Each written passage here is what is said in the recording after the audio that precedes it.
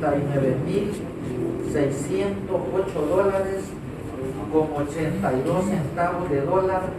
El expresidente Elías Antonio Saca y su esposa Ana Ligia Mixcosol de Saca deberán regresar al Estado salvadoreño $4.482.307,53. Esto luego que la Cámara Primera de lo Civil emitiera un fallo por el proceso de enriquecimiento ilícito que llevaba en su contra. En la lectura se estableció la responsabilidad patrimonial de la pareja presidencial de la siguiente manera. Antonio Saca deberá retornar $3.892.698 al Estado, mientras que su esposa Mixco de Saca tiene que resarcir $589.608. Lo cual pues realmente es una suma que no era lo que nosotros pretendíamos, pero es oportunidad, vamos a esperar la resolución para analizarla ya de una manera escrita y ver si hay posibilidades de alguna apelación. ¿Verdad? ¿Qué pasó con la pericia? La pericia establecía un monto mayor. Exactamente, la pericia, como lo anunciamos nosotros, y así está establecido en el proceso, daba una suma de 5 millones. Pero resulta que los señores magistrados han hecho su análisis de interpretación conforme a la independencia judicial que tienen. Pero como aclaramos, va a ser el momento cuando ellos den sus argumentos, vamos a analizar qué argumentos van a utilizar para fundamentar este fallo. Como era de esperarse, la defensa dice que apelará la decisión de la Cámara, porque el exmandatario ya fue juzgado y condenado por el mismo hecho. No acreditó los elementos, los presupuestos procesales para un enriquecimiento ilícito de naturaleza civil. Y bajo ese concepto, pues vamos a apelar la decisión, aunado al hecho de que está reconocido también en el fallo de la sentencia, en los considerandos de la sentencia, así como también por la representación fiscal, que lo que dio origen a este proceso de enriquecimiento civil es precisamente el informe de probidad. Es decir, son los mismos hechos por los cuales el señor Saca González ya fue juzgado en sede penal. La manera de controlar esta decisión judicial es un recurso de apelación que, como bien explicaban antes, resuelve la Honorable Sala de lo Civil.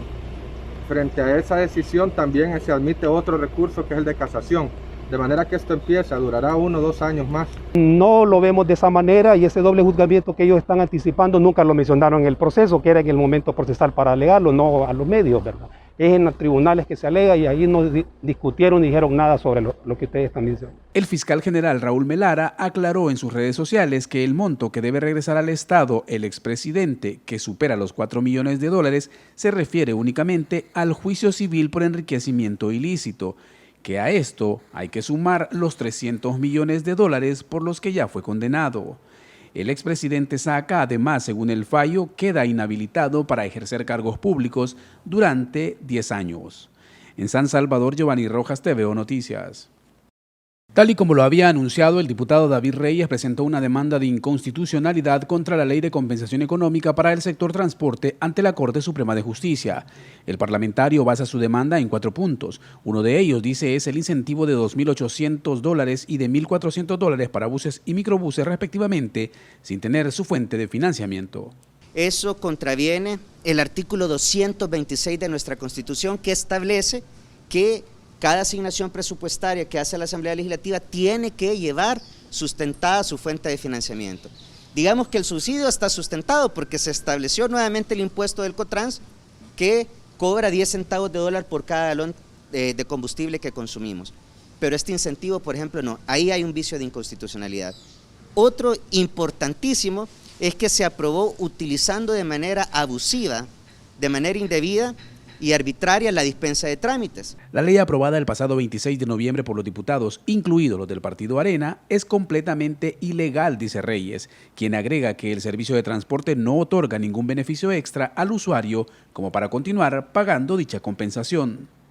No vemos un beneficio para la población que se traduzca en atención digna para el 80% de la población que hace uso del transporte colectivo. Este día quiero ser la voz de todos los que hacen uso del transporte colectivo y que simplemente no tienen dónde quejarse porque es lo que hay. Un servicio deficiente, un servicio nada amigable a las personas con discapacidad, nada amigable al adulto mayor, nada amigable a las mujeres embarazadas, pero que cobra un subsidio cuando ya no tiene ninguna razón de ser. Por su parte, el viceministro de Transporte señaló que por ahora están obligados a cumplir la ley, pero que si la sala emite una resolución contraria, esta será acatada. Bueno, habrá que analizar realmente los argumentos. Nuevamente, acá somos muy respetuosos de la ley. Si se define que esto hay una inconstitucionalidad de por medio y se solicita que se pare la compensación, pues tendremos que tomar y acatar las medidas que emanen y se definan. Los diputados aprobaron la ley que obliga al gobierno a pagar la compensación mensual de $400 para buses y $200 para microbuses del sector transporte colectivo. En San Salvador, Giovanni Rojas, TVO Noticias. Vamos a regresar a clases cuando el Ministerio de Salud nos lo indique. El alto número de contagios registrados en las últimas 4 semanas ha obligado a las autoridades de educación y salud a suspender clases presenciales que se esperaba iniciaran en febrero de 2021. Pese a que las autoridades habían avalado una serie de protocolos, dicen que los centros escolares pueden ser focos de infección, sobre todo en menores de edad que no están obligados al uso de mascarilla. Hemos decidido acatar la recomendación del Ministerio de Salud de suspender por el momento el proceso de regreso a clases de forma presencial. Cada vez que uno de ustedes me preguntaba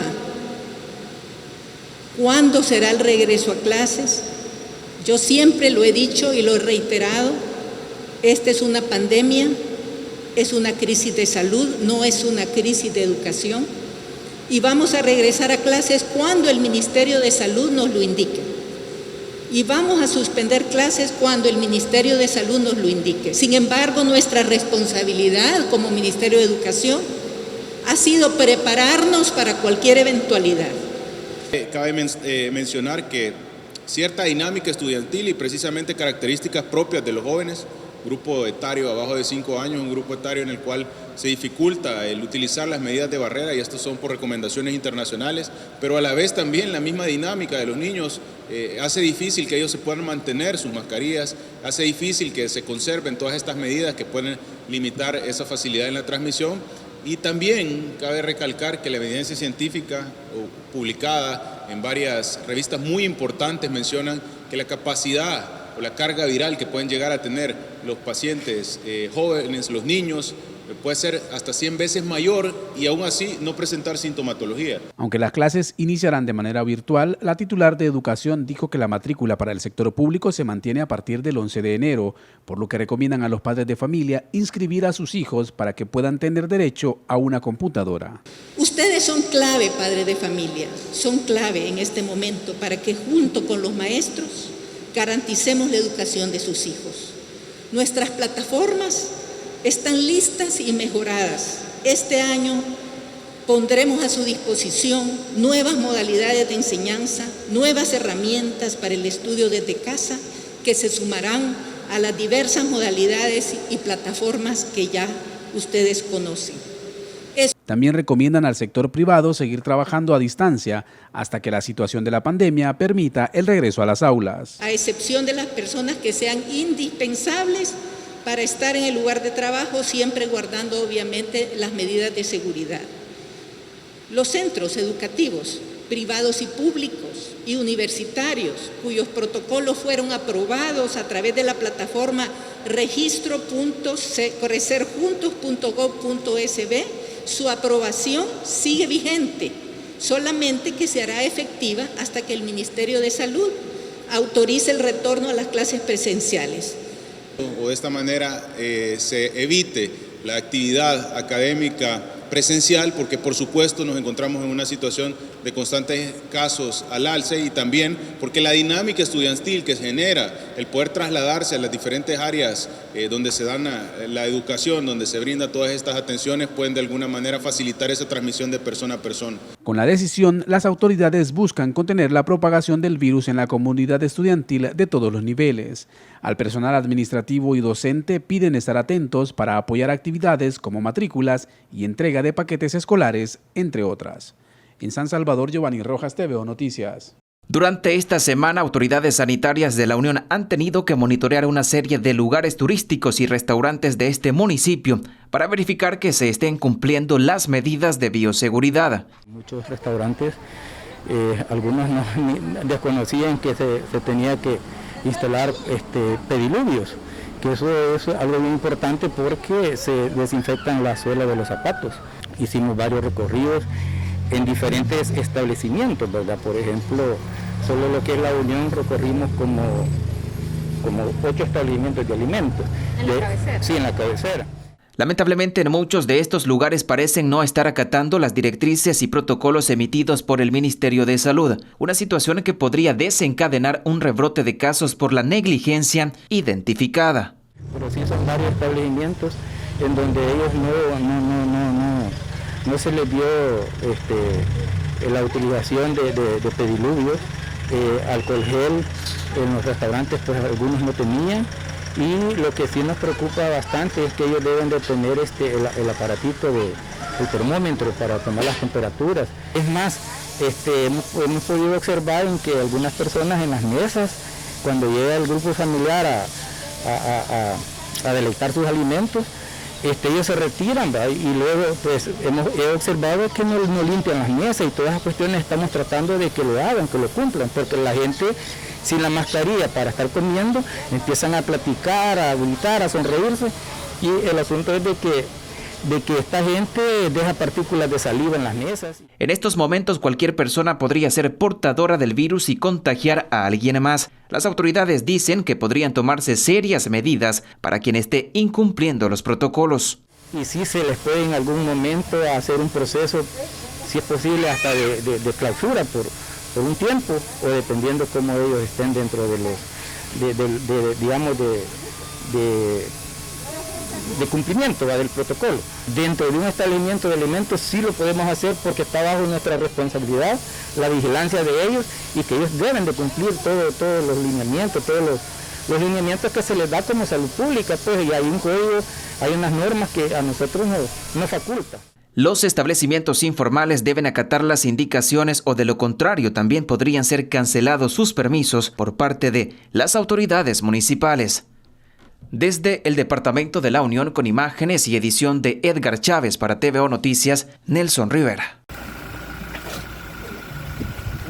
La entrega de los paquetes alimentarios del Programa de Emergencia Sanitaria, PES, continúa llegando a más familias salvadoreñas. El gobierno espera entregar durante enero 70,000 paquetes diarios, beneficiando a miles de familias cuyos ingresos han sido afectados total o parcialmente por los efectos de la pandemia de COVID-19. Este martes la ayuda llegó a los municipios de Mexicanos, Tonacatepeque y San Martín, todos del departamento de San Salvador.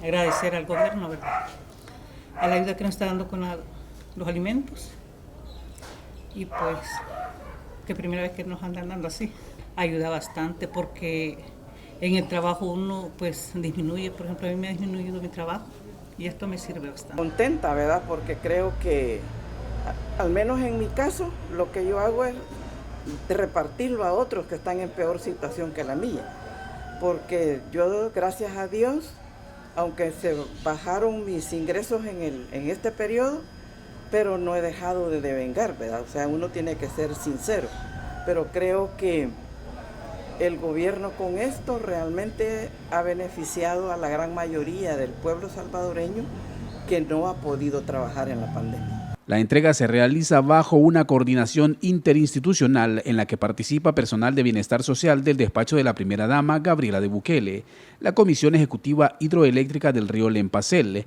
elementos de la Fuerza Armada y Policía Nacional Civil, junto con los privados de libertad en fase de confianza del Plan Cero Ocio. Siento feliz porque tenemos un presidente pues que Dios lo ha puesto ahí en ese lugar, y para mí me siento muy contenta, agradecida, porque es una bendición de Dios y del presidente que tenemos, y le digo, nunca hemos tenido una ayuda, y con el presidente que tenemos, ¿verdad?, hemos tenido los alimentos que él los manda, ¿verdad?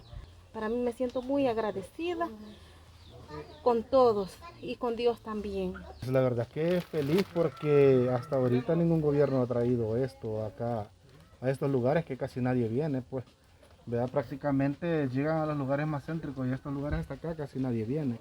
Entonces, pues nos sentimos satisfechos, agradecidos con el gobierno, y de antemano brindarle ahí muchísimas gracias y muchas bendiciones, ¿verdad? Muy valioso para mi familia porque, ¿verdad?, a veces uno no espera pues de ningún gobierno. Hemos recibido todo esto, pues gracias a Dios con este gobierno pues obtenemos esta canasta que es muy valiosa para la familia. La distribución de los paquetes se efectúa bajo estrictos protocolos de bioseguridad. Cada paquete brindado cuenta con pastas, granos básicos como frijoles, arroz, cereales, aceite, harina de maíz, atún, leche en polvo y sal. Asimismo, insumos de higiene personal como papel higiénico y jabón. En San Salvador, Giovanni Rojas, TVO Noticias.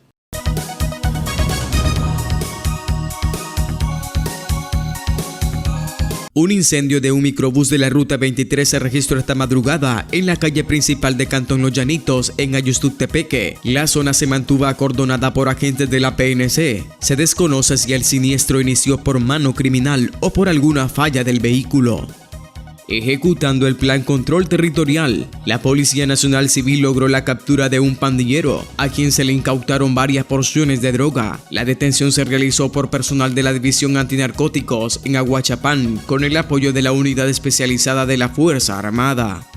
Autoridades de tránsito terrestre instalaron esta mañana un control vehicular en la zona de la Basílica Nuestra Señora de Guadalupe, antiguo Cuscatlán. Verifican el cumplimiento de las medidas de bioseguridad en las unidades del transporte colectivo para evitar contagios de COVID-19.